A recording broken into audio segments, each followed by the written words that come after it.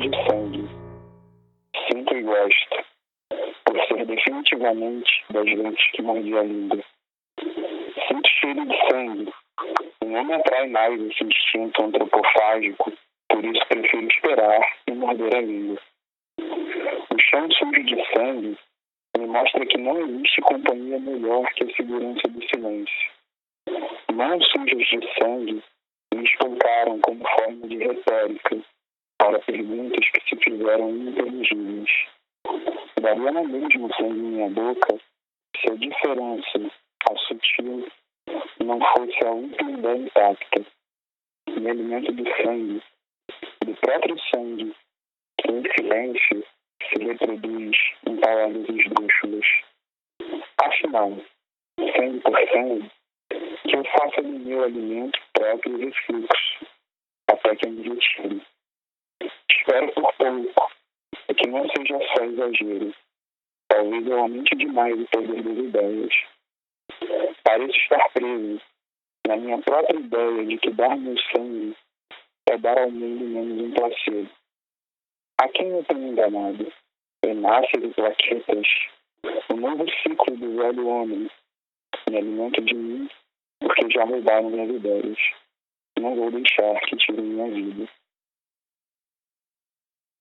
Olá, olá, olá, com estilo e com Caio Lima, Jéssica Balbino. Olá, começamos, senhoras e senhores, ouvindo o poema de número ou título 10 em algarismos romanos do livro Nada Vira do Avesso Sozinho, do Caio Lima. Caio Lima, Queridíssimo Caio Lima. Um Caio Lima que é de Paraty, que é viciado em Gabriela, que é cachaceiro sim, que é apresentador do Rede de Intrigas. Que não é laranja, é lima. Que não é...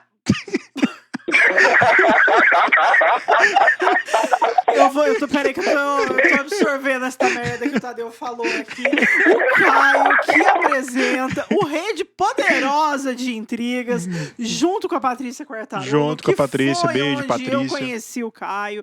O Caio que tem um site, o Caio que é viciado em literatura, o Caio que trabalha em Angra 2 e pra sobreviver lê o dia inteiro e escuta rap. Que tem os layouts mais incríveis de todos. Ele podia trabalhar no marketing do Rabiscos, que podia trabalhar, Caio, trabalha no marketing do Rabiscos. Por favor, faz aqueles vídeos maneiros que você faz. Sei lá. Caio, seja muito bem-vindo ao Rabiscos. Prazerzaço gravar com muito você. Muito legal, finalmente deu certo também. Seja bem-vindo.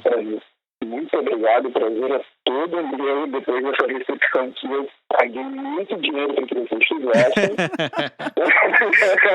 Eu te apresentei direito. Corta essa parte. Eu gosto de apresentar as pessoas de forma espontânea e de preferência quando o Tadeu não faz piadas estilo Didi Mocó. Caio, eu tô aqui super nervosa porque eu não entendi o algarismo romano no livro. Então você explica pra gente. Aproveitando, já vou falar. O Caio lançou esse livro que é o Nada Vira do Avesso Sozinho. Eu não sei definir se é um livro de formato híbrido, se é um livro de poesias, se é um livro de prosa poética, enfim, Caio, fala do livro e me fala desse raio desse algarismo romano e dessas letras aqui nas páginas. São títulos, o que eu tô vendo aqui que tá me deixando confusa? Então, o que você tá vendo é um trabalho entre amigos. A minha história com o coautor, que é o Paulo Roberto, é muito antiga, foi ele o primeiro cara a me incentivar a escrever, né?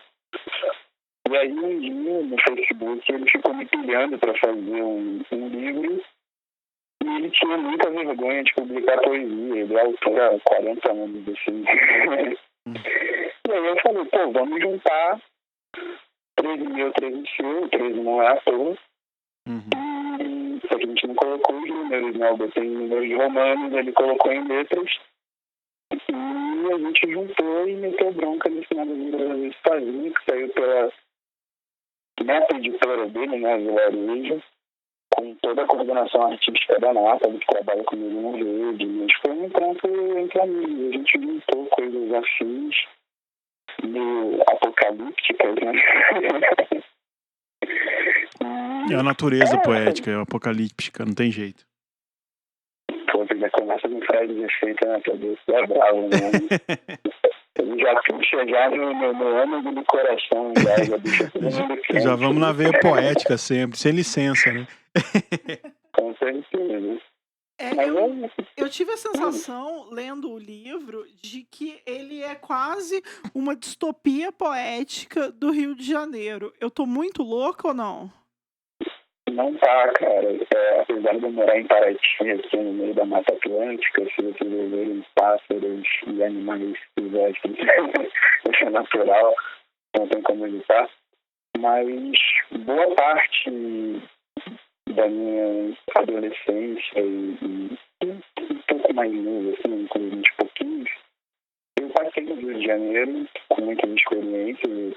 O polo é do Rio, então acaba que nós condensamos isso dentro dessa realidade caótica que a gente sempre enxergou, né? É um livro muito de vivência, ele puxa muito para experiências que tivemos. E ele, apesar de condensado nos filmes poéticos, eles ficam sempre no meio dos versos, mas é muito isso, sim. É uma cidade completamente caótica que a gente tem prazer e desprazer de viver, né? Eu acho que a poesia tem esse dom. Dentro de você, enquanto poeta, enquanto escritor, né? A gente que teve a oportunidade de passar uns dias juntos e foi incrível a gente... essa troca que a gente teve de pessoa mesmo, enquanto criador de coisas. E você também tem um podcast que eu acho que a nossa irmandade já nasce ali, né? Falando sobre literatura, escrevendo poesia e tendo podcast. Até empresto um pouco aqui uma frase da Hannah Arendt que fala que toda dor pode ser suportada se sobre ela poder contar uma história, né? E a gente acaba sendo contadores de história, né? No modo mais amplo, né? Até conversei com a Vanessa no episódio passado, a gente falou disso, aliás, a Vanessa tá aqui quietinha, como a gente disse, mas ela tá nos ouvindo. E sentindo o Caio. E sentindo o Caio. Isso é quase uma entidade, São Caio. Não, além de ser uma entidade, é quase o jantar do Margarida. A pessoa já tá aqui no segundo chopp, por isso que tá nesse nível de piada, entendeu? Nada, minhas piadas, elas só se aprimoram. Ô, louco, não fala isso que você mexe com o meu sentimento, Caio. Mexe comigo de um jeito que só a Gabriela faz. Gabriela é a cachaça de Paraty, tá, gente? É boa, a Gabriela é boa. Pra quem não conhece, a cachaça de cravo e canela. Aí, Caio, dentro desse contexto todo, né, de poesia, né, que a gente vê uma efervescência crescendo e a gente tendo esse instrumento que é o podcast, eu queria que você falasse um pouco, você falou um pouco do seu livro, essa mescla de você como um podcaster também, igual nós, como que você seleciona o que ser dito, o que ser falado, e como que você casa isso, assim, com o que você quer escrever, o que você quer falar no seu podcast? Como que é a estrutura dele? Porque eu sou fã, eu ouço Rede de Intrigas, Rede Poderosa de Intrigas, ele é dividido, né? A gente dá pra perceber como que você quer esquematizar ele pra falar o que você quer que seja dito. Como que funciona isso, assim, essa máquina toda? Então, na real, assim, eu criei desde o mesmo tempo que eu criei os poemas de Nada Vira do Ouvido sozinho, que são inquietações que eu gostaria de colocar para fora de alguma forma, e a forma mais intuitiva para mim sempre foi escrevendo. Uhum. Então, criar o podcast, ele não tem uma certeza de criar conteúdo. Na verdade, o podcast é uma maneira de criar laços, é uma maneira de eu conseguir me comunicar, né? Primeiro como blog, que é o Rede de Intrigas, eu continuo escrevendo meus textos lá, mas eles são textos muito na minha cabeça, muito completamente malucos. Uhum. E o podcast é uma maneira de me aproximar das pessoas. A primeira maluca que quis se aproximar de mim foi a Tati, né, do Poderoso Animal. A gente criou a Rede Poderosa de Intrigas e a gente acabou tendo que achar um meio termo onde a gente conseguisse ter material, né, ter um produto e ao mesmo tempo levar uma conversa para frente. E com um processo de quase mais de um ano já que a gente está fazendo, eu acabei criando coragem, porque para mim é muito difícil, eu sou muito tímido. E acabei criando coragem para poder fazer o podcast do Rede, que é onde eu abordo mais essas questões poéticas, né? E consigo chamar as pessoas que eu gosto e que eu admiro para poder conversar e ter essa manifestação num produto material, esse registro de uma admiração, de um carinho mesmo. Caio, eu comecei a ouvir o podcast porque tinha intriga no nome.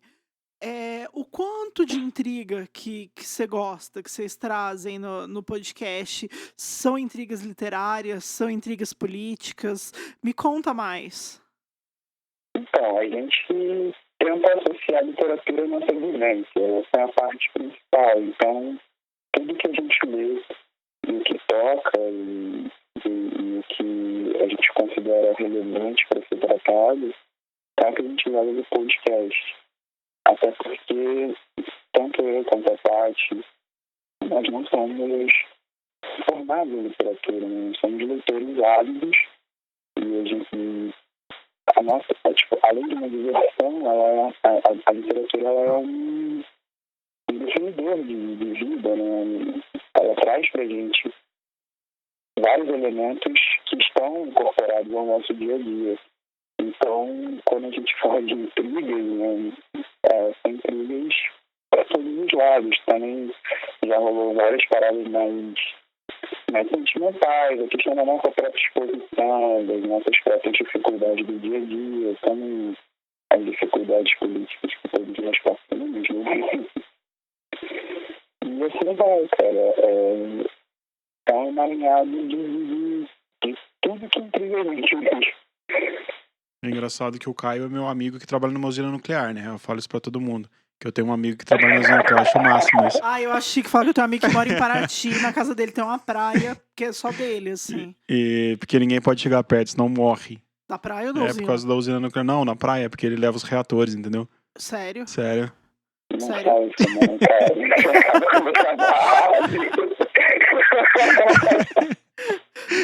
Mas eu acho que é curioso.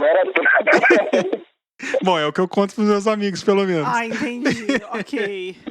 Mas você falou dessa observação, né? Que você leva tudo pro podcast, também que você acrescenta isso. E você trabalha, agora falando sério mesmo, você trabalha num ambiente que assim, poucas pessoas conhecem. Você falou aquele dia com a gente, você contou um pouco da rotina. Você consegue ver poesia também nessas relações que estão muito distantes da literatura? Você que mora em Paraty, que é uma cidade literária em determinada época do ano, uma cidade turística, bonita, poética por si só, mas na dureza do seu dia a dia, assim, como que você consegue conciliar o seu lado poético, assim? O quanto de poesia que tem na destruição do meio ambiente? Em outras palavras. Então, cara, a primeira coisa que, galera, que é seguro, pode todo mundo vir pra cá. É brincadeira o negócio da praia, viu, gente? Fiquem tranquilos. O máximo que pode acontecer, sei lá, vocês saem meio brilhosos na missa e tá de leve, assim, passam uns 3 anos e tal. Mas, enfim. Cara, aqui é uma coisa também engraçada, porque apesar de Paraty ser uma cidade super turística, eu moro muito afastado do centro. Eu moro exatamente na divisa entre Angra e Paraty, numa vila que as pessoas que trabalham na divisa, e a gente vive muito essa rotina, porque os dias de trabalho, né, quando não tem tudo, não tem horário comercial, são dias pesados, e a gente tem que se dedicar muito para poder trabalhar aqui, muito treinamento, bem exaustivo. Então, de certa forma, a gente vive uma espécie de vida, e boa parte da poética como toda, ela trata do livro, né? Então, você começa, a partir do momento que você começa a ter algum tipo de familiaridade com a poesia e tal, esse livro acaba sendo a primeira coisa que me vem à memória como leitor, como admirador de poesia e também como eventual escritor. O que Paraty deixa de herança, assim, dentro disso que você está me falando? Quando a Flip acaba, que é o maior festival, né, do Brasil, o que ela deixa de herança? Quais são os resquícios para os moradores de Paraty, assim? Como que é isso? Para Paraty, cara, Paraty tem um evento agora o ano inteiro. Então, assim, é a rotatividade E é meio que a sensação de que para ti é um porto seguro, sabe? Porque você conhece pessoas do mundo inteiro, pessoas interessantíssimas, que têm vontade de voltar e normalmente essas pessoas voltam, então você acaba criando laços, por mais que a gente tenha se visto num festival, como a Flip, ou o Festival da Cachaça, que está acontecendo agora, ou que seja um evento um pouco mais restrito, como rola aqui também. Mas ela fica muito nessa questão dos laços, né? É uma cidade pequena, com menos de 40 mil habitantes, mas, na verdade, parece que o mundo inteiro mora aqui, cara. É uma relação bem louca. E, porventura, por eu morar bem afastado do centro, parece que o mundo inteiro mora aqui e eu estou longe do mundo inteiro, né? Porque durante a semana eu não consigo me deslocar até lá com a frequência que eu gostaria. Acaba tendo essa limitação, né? Cara, e você acha que morar assim, a gente tá falando de Paraty, claro, você morar aí e a gente falou agora muita veemência ultimamente por conta de a gente ter vindo de lá e tal. Isso influenciou muito na sua veia poética ou é uma coisa que você já tinha em você, a poesia, como que ela entrou na sua vida, assim, como que ela começou? Qual que foi o start? É uma construção, né? Mas eu sempre procurei escrever em momentos de crise. Sempre que tinha algum problema e precisava de algum escape, eu me encontrava com um papel, uma caneta na mão e tentava expor isso da melhor forma. Então, eu não tenho o momento exato do start, porque desde que eu me lembro como escritor, assim, né? Desse jeito, eu sempre nos momentos de crise acabam sendo as coisas, talvez essa lei apocalíptica da vida da vida sozinha, seja a materialização disso. Legal. Caio, ainda falando sobre o livro, eu queria saber como é que você decidiu essa publicação e como é que você chegou na escolha desses textos para que eles entrassem no livro, assim, como é que foi esse processo de edição do livro e já aproveitar para saber também como é que é esse teu processo de criação. Você tá, tipo, pensando que a usina pode explodir e escreve um texto, você vai na praia e escreve outro texto, você tropeça nas pedras do centro histórico e pensa nisso. Como é que vem esses textos para você? Então, Fiz 22 perguntas numa só, mas é isso aí. o processo de produção do livro, eu tenho muitos cadernos aqui escritos, né? Com muita coisa. E eu, quando comecei a fazer os livros, me veio essa necessidade de revisitar tudo que eu escrevi e ver o que dava para aproveitar, né? Porque eu sempre escrevo muita coisa rápida, não tem jeito. E eu fui preparando algumas coisas, eu trabalhando e criei esse montante. E para mim ele tem uma certa coisa, né? Então eu deixei ele separado num cantinho só à espera de poder usá-lo em algum momento. E felizmente isso aconteceu. E meu processo criativo, cara, ele vem muito de umas pensamentos que eu tenho assim, tem momentos que vem, congelam e eu tenho que escrever. Então já aconteceu de eu escrever no meio da cidade, em Paraty, já aconteceu de eu escrever no meio de uma reunião importantíssima, porque eu ouvi uma palavra e eu peguei o celular e fiquei ali digitando loucamente, não prestei atenção em nada, já aconteceu de eu estar, tipo, no final de semana sozinho em casa e ter uma sequência de uma vontade de escrever e uma sequência de estalos. Isso foi gerando vários versos que depois eu trabalhando assim, fui conseguindo dar uma fluidez a eles e tal. Então, mas ele vem muito assim, é muito um estalo e aí eu vou tentando trabalhar tecnicamente a poesia ao longo do tempo depois.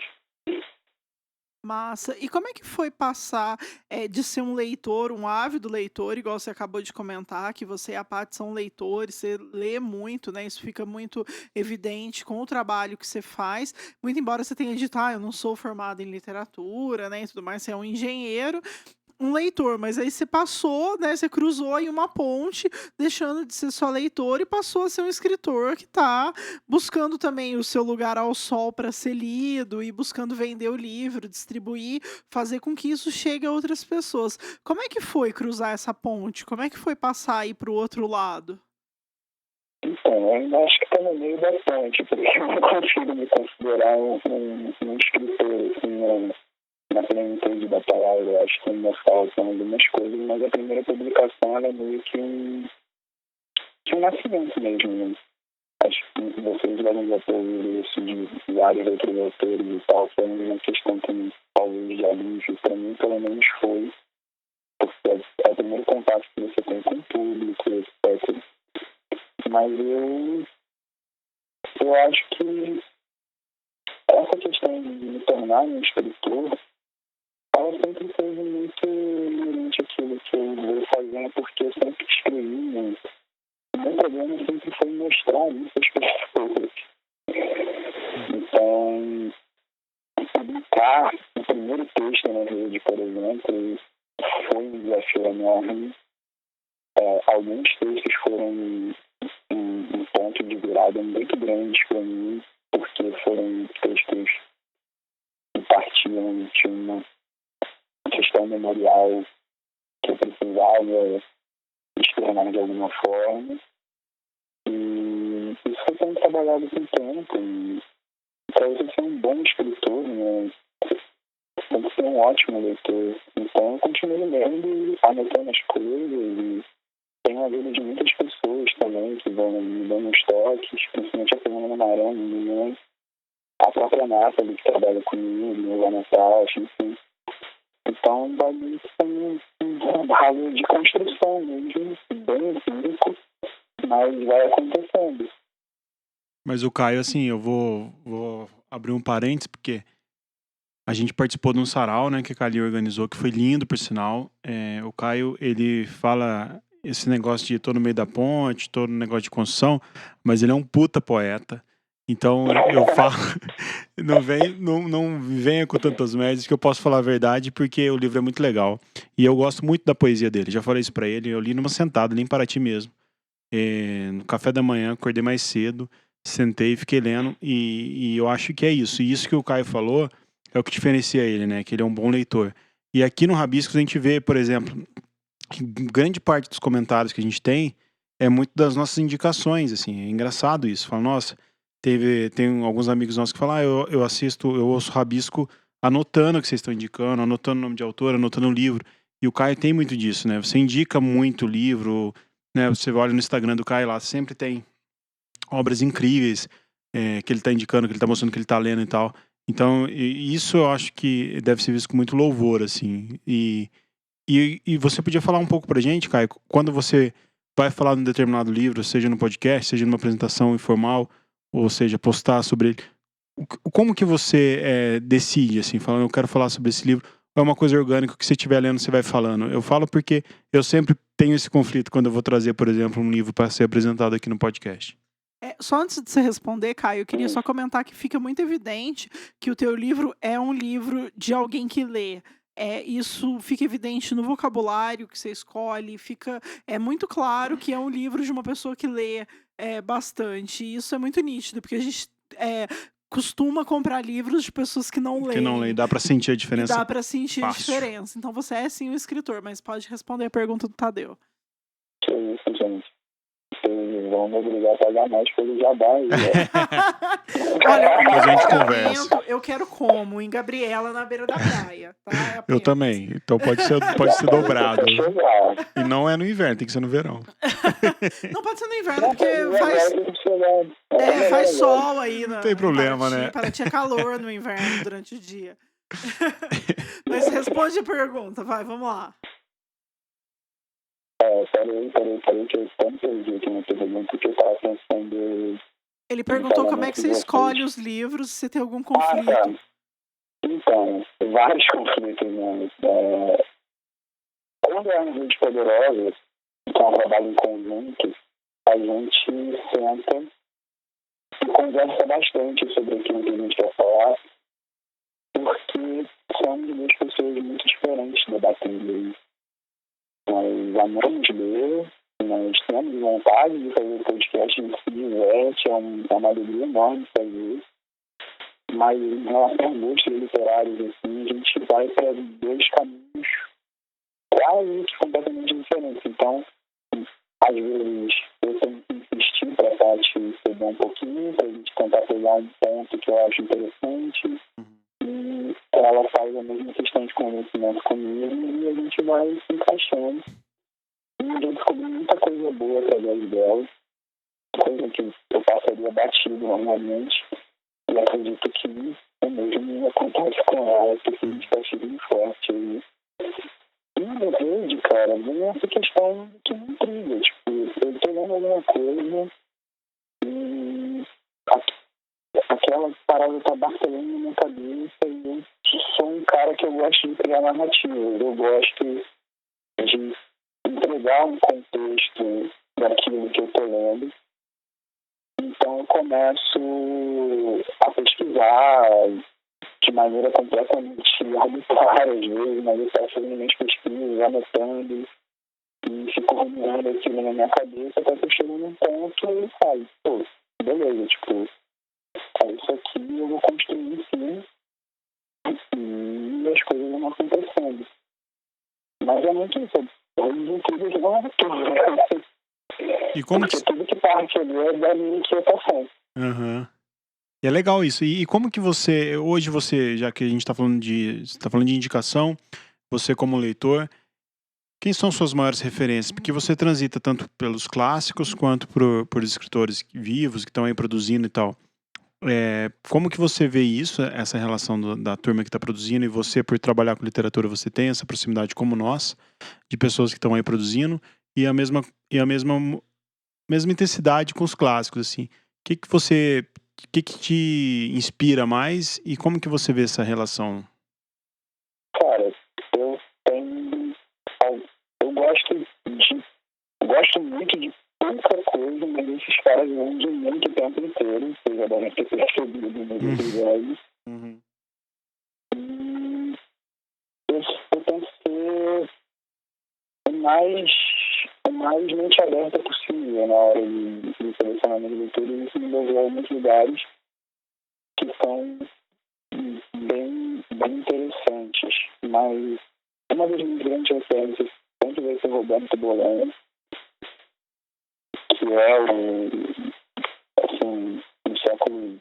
na entrada do século XXI, no finalzinho do século XX, entrada do século XXI, está na referência latino-americana. E transmito em alguns livros específicos, né?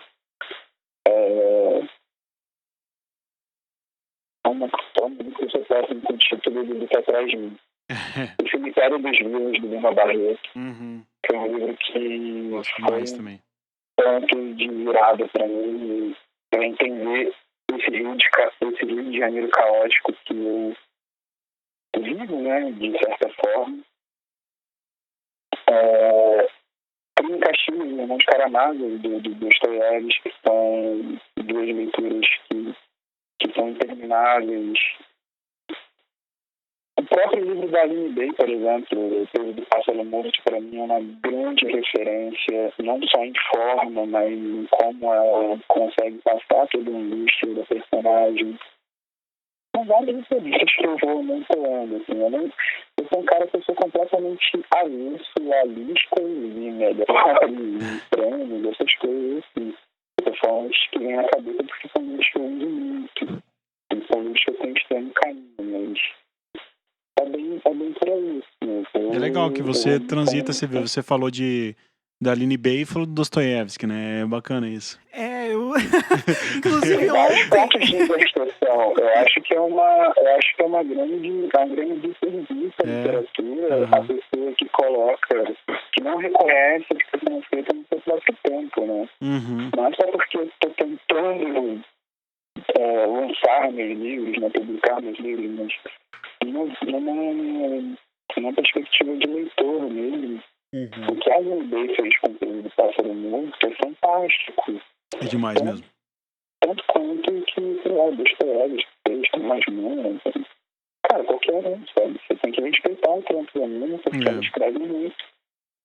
Ontem eu tava conversando com o Caio e eu falei que eu gosto da minha bagunça, né? E porque eu falei que as minhas playlists não têm uma ordem e tudo mais. E a gente tava falando, inclusive, sobre o Black Alien. E aí o Caio falou que tava, inclusive, preparando um podcast, uma pauta de um podcast sobre esse tema, né? Sobre o Black Alien, como é que ele constrói as próprias rimas. Que pra mim também não deixa de ser literatura, né? Não deixa de ser uma literatura viva e pulsante e tudo mais. E eu queria que você falasse um pouco sobre isso, Caio. Desculpa invadir a sua pauta, mas que eu acho que é massa a gente falar que também se transita nesse aspecto que é o rap, né? Eu sei que você é um grande amigo do Vinícius Terra, que é um rapper aí que transita na lusofonia e é um baita de um rapper e um poeta, né?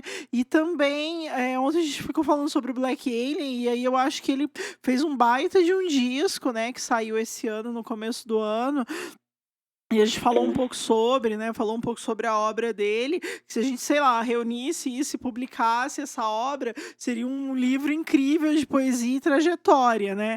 E aí me fala mais, assim, dessa tua relação com o rap, dessa tua relação com o Black Alien, especialmente. Inclusive, queria ter uma relação com ele, se esse podcast chegar até ele, Gustavo. Estamos aqui, Babylon by Gus. Volume que você quiser. No volume que você quiser, Black Alien.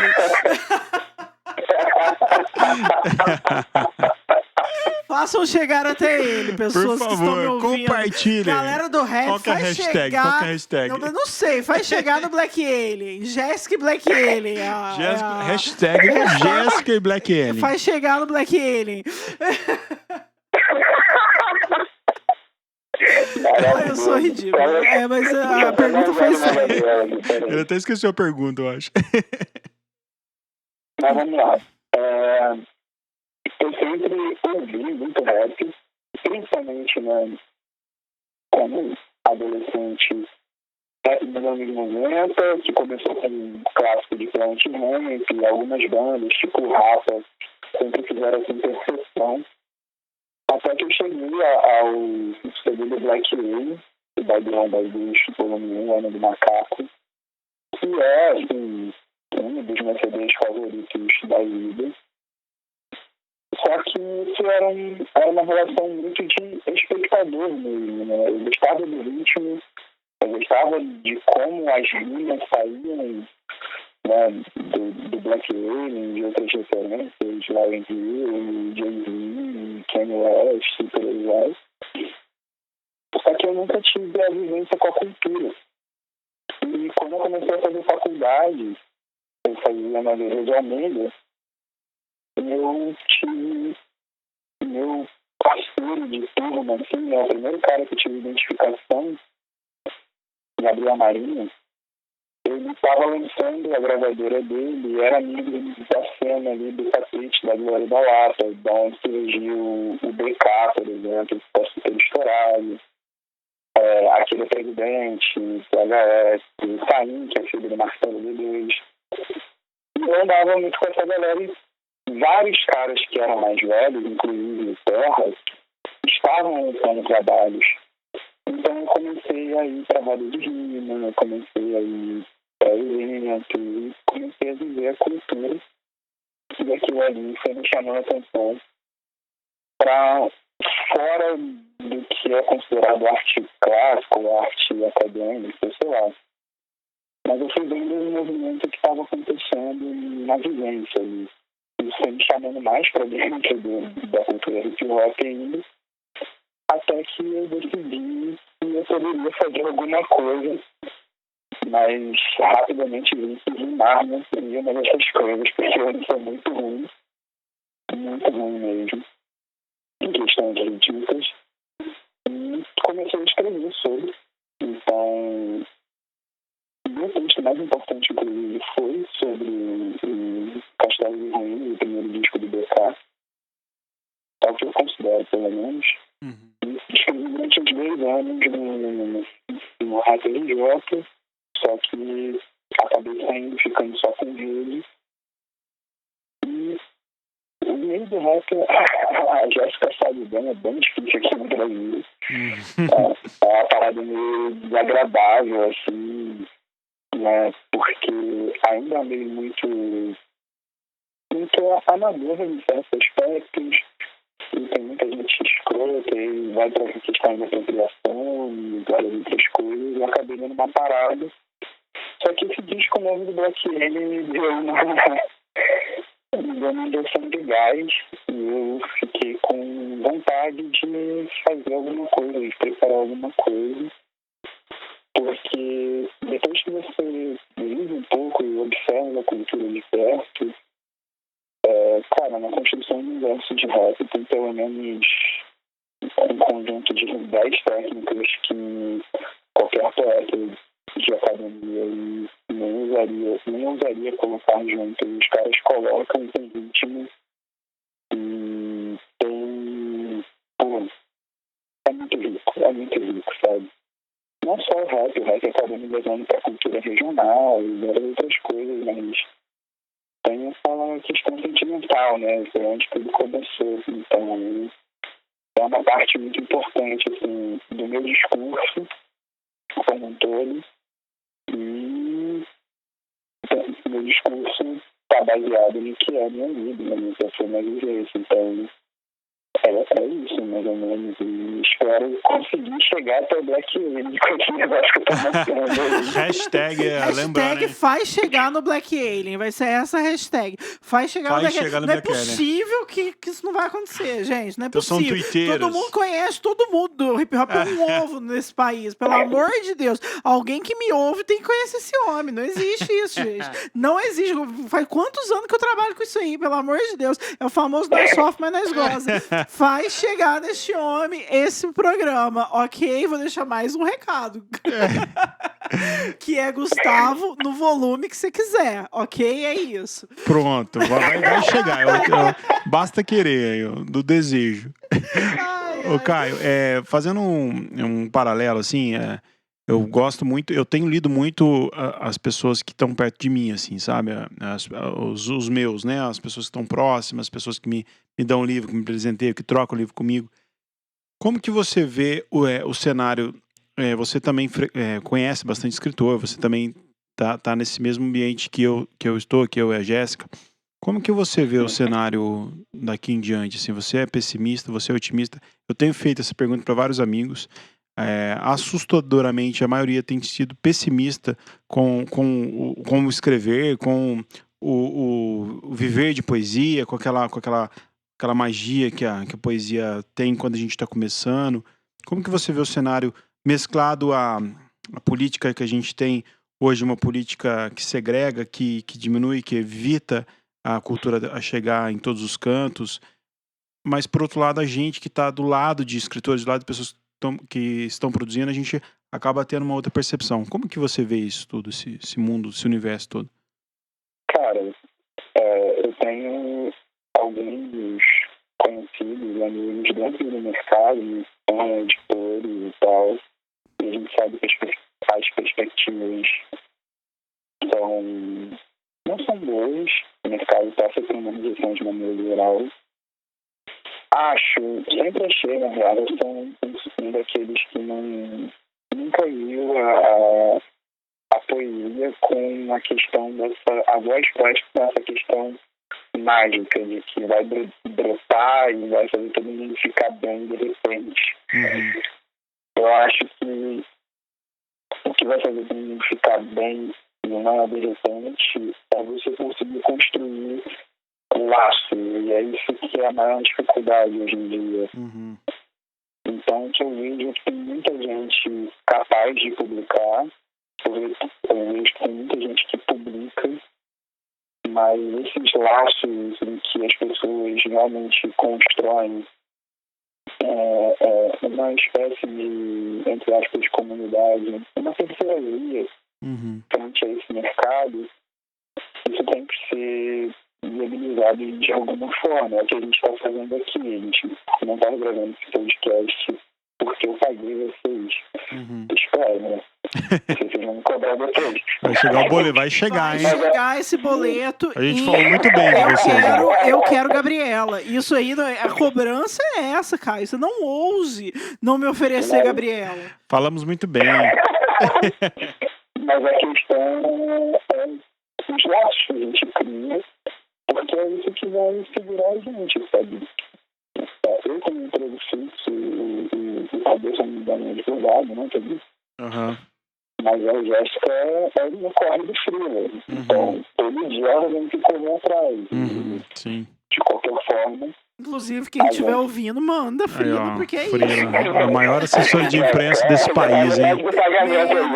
Manda Frila, porque a vida é loucura. A gente é boleto atrás de boleto. Só no corre. Mas assim, a gente tem que saber fortalecer nosso trabalho também, sabe? E agir em comunidade, porque a gente está sendo cerceado. Na verdade, a gente está sendo massacrado por todos os lados. E nós que ainda temos de onde tirar renda e tal, e como sonhar em fazer, em escrever poesia, prosa, que seja, nós ainda somos privilegiados nesse mercado. Porque tem gente que está sendo realmente massacrada e não tem pra onde correr. E a gente tem que criar uma linha para poder olhar para essas pessoas, sabe? Então, eu acho que é muito isso. A gente tem que saber ser bastante crítico ao olhar a situação que a gente está e tem que deixar as pessoas levantando as vozes delas e fazer essa coisa ser cada vez mais plural e fora desse cenário doentio que está indo para frente. Tá difícil. Tá difícil ser otimista, né? No final das contas.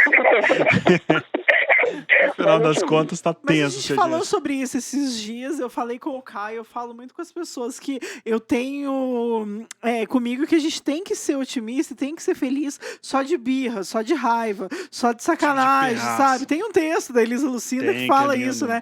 Que é o só de sacanagem. E é isso. E a gente tem que ser feliz de pirraça, falar não. Porque é tudo que a gente tem contra quem tá contra a gente. É uma coisa que eles nunca são, que é felizes, eles não têm pertencimento, eles não têm comunidade, eles não estão juntos, eles não bebem Gabriela na beira da praia, sabe? E é isso que eles não podem tirar da gente, né? Então, a gente tem que ser feliz só de raiva, só de vingança. Só pra se vingar, a gente tem que ser feliz. Mas estamos chegando no fim de mais um episódio Infelizmente. do Rabiscos. Eu ficaria aqui quanto tempo? Muitas horas. Ainda mais que estou bebendo chopp, Caio está bebendo Gabriela. Você está ouvindo isso numa terça, provavelmente, mas a gente está gravando numa sexta-noite. Então assim, a gente tá o quê? Em clima de festa, clima de fim de semana. Bebê, ficaria o quê? Ficaria a noite só na inteira curtição. Aqui. Na curtição, porém não dá. Né? Estou. Não dá, porque a gente tem que deixar aí um gostinho de quero mais. Mas antes da gente encerrar, a gente tem um quadro aqui, que é o Na Sua Estante, que a gente deixa uma dica de leitura, uma sugestão, o que tá na cabeceira, o que tá na cama, enfim, o que tá na cabeça. Caio, o que tem na sua estante? Cara, eu leio muita coisa ao mesmo tempo, mas eu vou indicar 3 livros que, pra mim, são leituras primordiais. Assim. O primeiro é o meu livro de cabeceira, que eu nunca vou terminar, que é Os Detetives Selvagens, do Roberto Bolaño. Eu amo esse livro. É um livro que eu quero ler, porque todo mundo fica falando, eu não li ainda. Eu sou apaixonado nesse livro, cara. É um dos meus livros favoritos da minha vida. Tô nervosa, Aliás, vou comprar. Eu sou fã do Bolaño, né? Eu sou suspeito. Fiquei nervosa, vou comprar e ler só pra poder conversar, só pra poder me incluir no assunto. Nossa, a gente já falou uns 4 episódios aqui, não já? Pelo menos. 12 episódios, tá? Deixa eu falar, se ele não li ainda, vou ler. É brabo, porque esse livro, eu acho que o mundo tá acabando, eu tô numa crise que eu não consigo ler nada, ressacão mesmo. Eu leio uma página dele e tô feliz de novo. Ele é foda. Acho que o Bolaño seja um escritor do fracasso, né? Mas é por isso que eu gosto.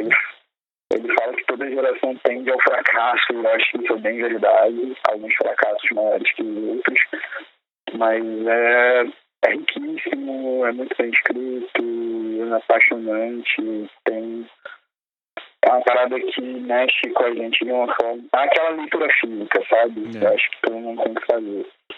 A segunda leitura é o livro de um grande pensador do nosso tempo, que eu acho que a gente precisa ficar mais ligado, Edmilson de Almeida Pereira. Como? É outra vergonha que eu tenho. É o Edmilson de Pereira Não Almeida. conheço. Que eu não li Pereira ainda. Almeida ou Almeida Pereira? Pereira Almeida. Eu sempre confundo os dois, eu sempre confundo o nome, mas é isso aí. Lançado pela Editora 34, o nome do livro é Quase, Segundo Caderno. Cara, esse maluco é um poeta fenomenal. Quero lê-lo, não conhecia esse poeta. É espetacular, de verdade. É um dos caras que eu recomendo, assim, demais às pessoas, porque precisam conhecer a obra dele. E ele é um grande pensador do nosso tempo. Ele tem alguns lances muito importantes para falar. Tem uma amiga dele na Filipe maravilhosa, que foi a Filipe 2017 ou 2018, que ele veio. Tem outros no YouTube para pesquisar, mas é um cara que precisa ser bastante ouvido. Ele é muito bom. Corrigindo, peraí que eu vi aqui o nome. É Edmilson de Almeida Pereira. De Almeida Pereira, né? Foi mal de mim. Muita convicção que era outra coisa. Nossa, mas eu fiquei curioso. A propaganda foi boa do Caio. O último livro que eu tenho é da poesia da Ida Juste. Eu sou fã demais. Eu resolvi apelar, porque Ida é um marco na poesia brasileira, como pessoa, na vida de próprias intrigas mesmo. Tudo mudou quando a gente começou a falar sobre Ida, então... Ele é um programa à parte, né? É o da Companhia das... É da Companhia das Letras, né? Que lançou depois o completo. Inclusive tem um prefácio do Vitor Eringer também. Sim. Exato. E, cara, demais. ler Ida é uma experiência metafísica, né? Você está em contato com o éter como um todo, e isso é magnífico. Você sempre está entrando num diálogo contínuo. E parece que ela deixou um monte de pergunta e o destino de quem lê Hilda é fazer outras perguntas a partir dessas. Eu acho que isso vai se multiplicando, é interminável.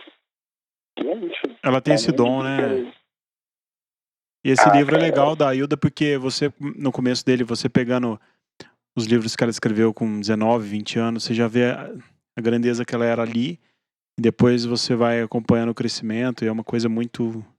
É o que você falou, é um barco a ser navegado, assim, junto. Porque é muito, muito múltiplo, né? A Hilda tem esse poder. É uma construção dela que não é uma construção óbvia, né?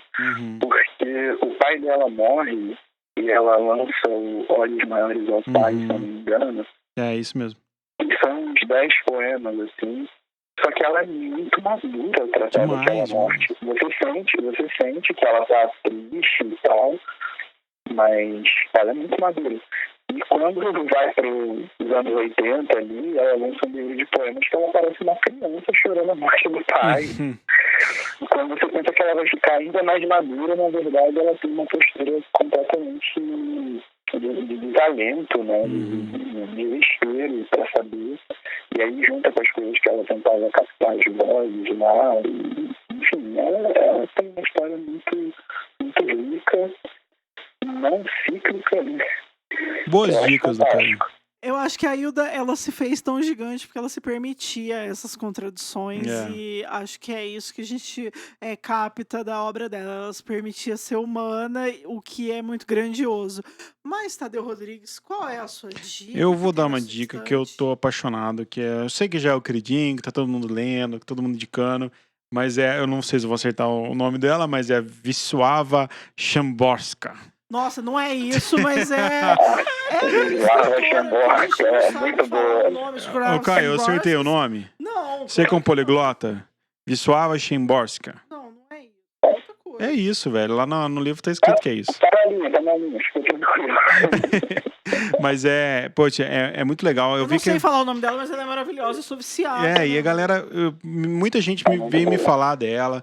até na Flip mesmo, vai ler esse livro, vai conhecer e tal. Claro que eu comprei e é muito legal. O livro Poemas, que é uma coletânea de poesia dela. Ela foi prêmio Nobel de literatura, né? Ela é poetisa, ela é crítica literária, tradutora, viveu na Cracóvia. E eu até selecionei uma poesia aqui que eu gostei muito, eu notei e eu tenho ela comigo. Vai, declama. Que chama As 3 Palavras Mais Estranhas, que é curtinha, fala assim: quando eu pronuncio a palavra futuro, a primeira sílaba já pertence ao passado. Quando eu pronuncio a palavra silêncio, eu o destruo. Quando eu pronuncio a palavra nada, eu faço algo que nenhum não ser pode reter. Nossa, eu acho tão foda esse poema. Eu acho ela muito incrível. Eu quero contar uma curiosidade sobre ela. Eu conheci o livro dela na sala de espera da minha psicanalista. E aí eu achei Sério? incrível. Eu me arrependi de não ter roubado.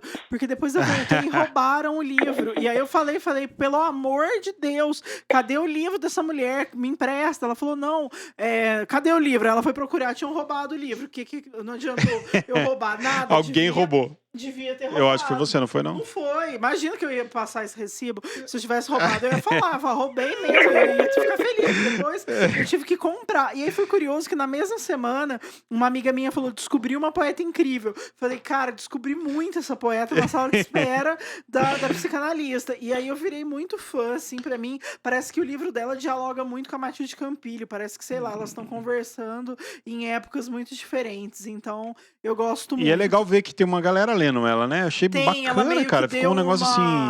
Um boom, assim. Isso já faz uns 2 anos. E aí tem isso, agora, tipo, tá. Ainda mais. Ela é meio que uma Matilde Campilho, porém, que já morreu, né? E você, Jéssica? Triste. Eu tô lendo um livro que chama Tudo Que Eu Nunca Contei. É da Celeste Ng. É um livro que eu descobri num podcast que é o Wine About It, que é um podcast feito por meninas, podcast literário. Elas bebem vinho e comentam sobre livros ou sobre algum tema. Gostei muito do podcast, gostei muito dessa indicação. Foi o primeiro que eu ouvi. Foi a Ciane, do Mulheres que Escrevem, que me indicou o podcast.